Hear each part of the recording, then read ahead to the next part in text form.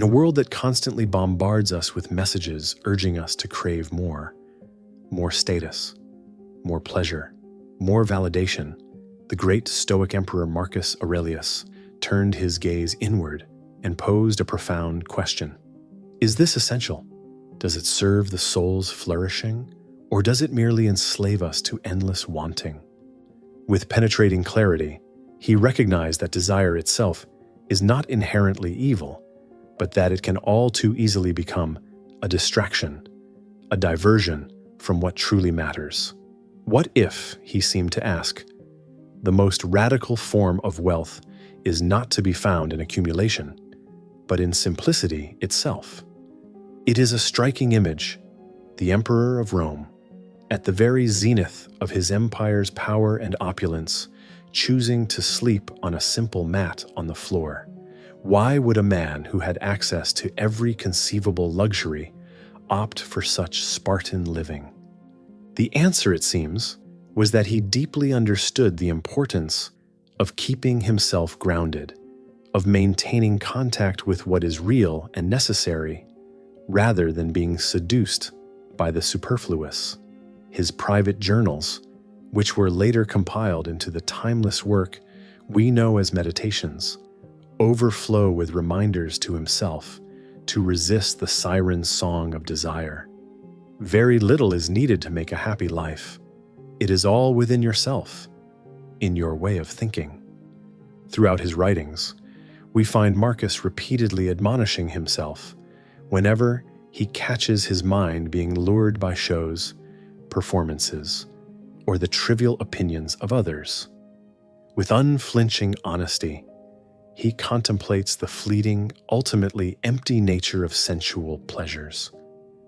What is this fundamentally? What is its substance and material? And what its causal nature? What is it doing in the world? How long does it subsist? The relentless pursuit of desire, Marcus saw with crystalline clarity, traps us in a cycle of endless striving. We want, we obtain, we grow bored, we want again.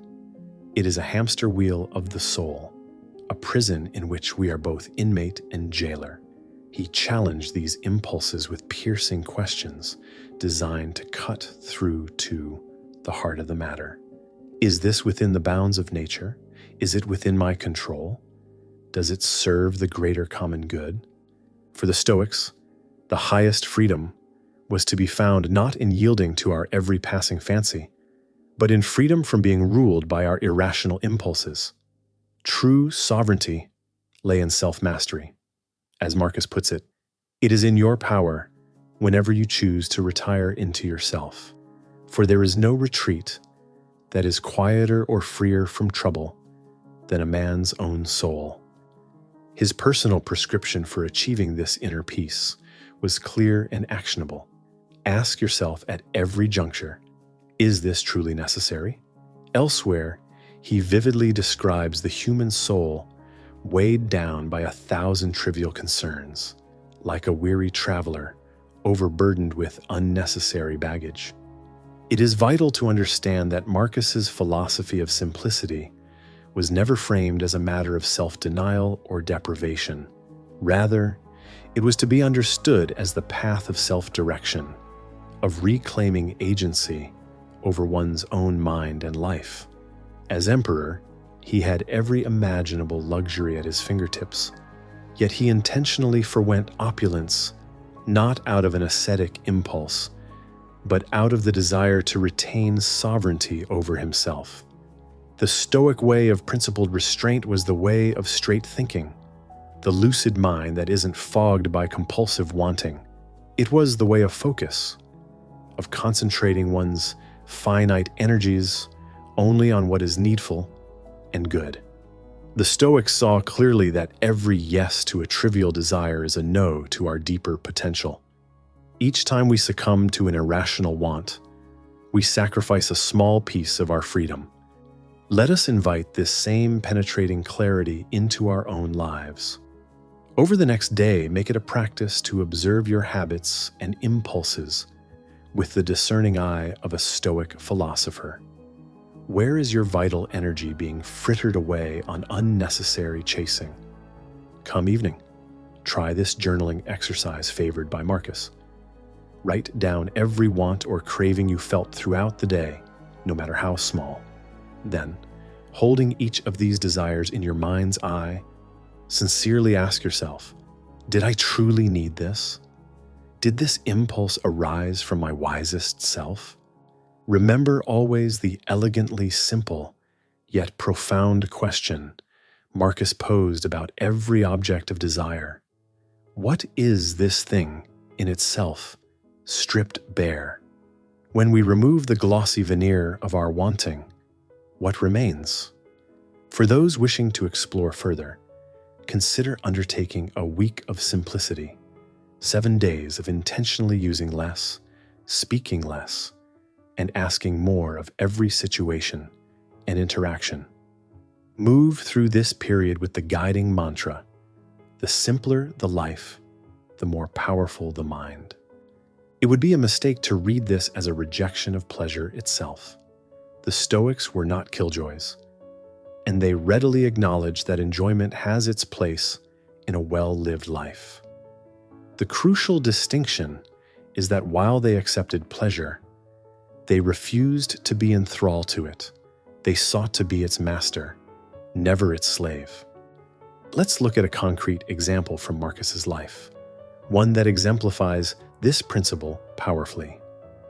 As emperor, he was entitled to sleep on the finest bed in the land. Indeed, he would have been considered strange had he refused it, yet he intentionally chose to sleep on a simple camp bed, the kind used by the rank-and-file soldiers of his legions. Why?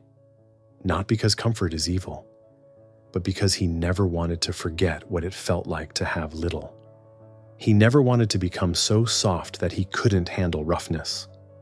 By keeping one foot planted in simplicity, he ensured that his character would not be corroded by excess. We can draw a potent lesson from this. The goal is not to eschew all enjoyment, but rather to consciously put hedges around our indulgences. We do this so that our desires never grow larger than our willpower to control them. The Stoics referred to this as self-sufficiency, the state of needing little and wanting only what accords with wisdom and virtue. What would this look like in practice for those of us not presiding over empires? It might mean choosing to live in a smaller home than we can afford. It might mean opting for a simpler wardrobe, filled not with the trendiest fashions, but with well-made classics that will last. It could mean having a less flashy car, phone, or laptop than our peers. Not because we can't have those things, but because we are choosing to direct our resources towards more meaningful ends. At a deeper level, it means constantly interrogating our impulses by asking, do I rule this desire or does it rule me? Am I saying yes to this craving because I've consciously decided it aligns with my values? Or because I'm being pulled along by a compulsion? Every time we opt for the simpler option, we are building our self-command. We are strengthening the mental muscles of discipline and restraint. Over time, as we habituate ourselves to desiring less, a wonderful thing starts to happen. We begin to experience the profound joy and lightness of being unencumbered. We discover that there is an exquisite pleasure in wanting what we already have, a contentment that comes from knowing we are in command of our cravings, not the other way around. This is the deep freedom that Stoicism invites us into, not a cold, joyless existence, but a supremely self-directed one, a life in which we are the architects of our own well-being, not desperately trying to fill an inner emptiness with external baubles. It is a reclamation of our primal birthright, the right to decide for ourselves what is enough.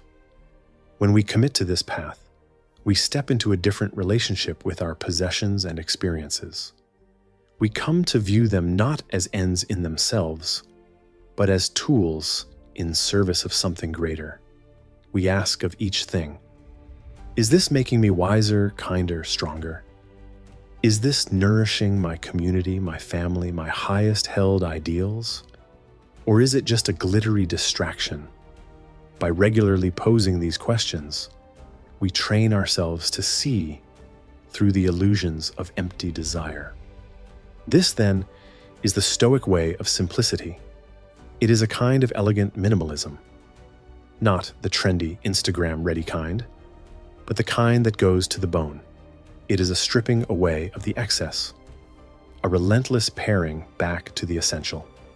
It is a recognition that the deepest form of luxury is not to have more, but to need less. And what we find, as we walk this path, is that it leads us to an inner abundance that is not contingent on external circumstances. We tap into a wellspring of sufficiency that lies within us, a realization that we already have enough, that we are enough. This is the ultimate fruit of Stoic practice, a mind that is truly free, truly sovereign, truly at peace. As we prepare to close this reflection, let us hold one final image in our minds. Picture a small bird perched on the swaying branch of a tree. It has no storehouse of possessions, no treasure vault to guard. It lives each moment only on what that day provides, content with the simple feel of wind through its wings. It embodies the profound serenity that comes from wanting nothing beyond what nature intends. Now let us turn that image inward and pose a question to ourselves. What might our lives feel like if we too could be free from the weight of unnecessary wants? If we could relinquish the burden of 1,000 trivial cravings?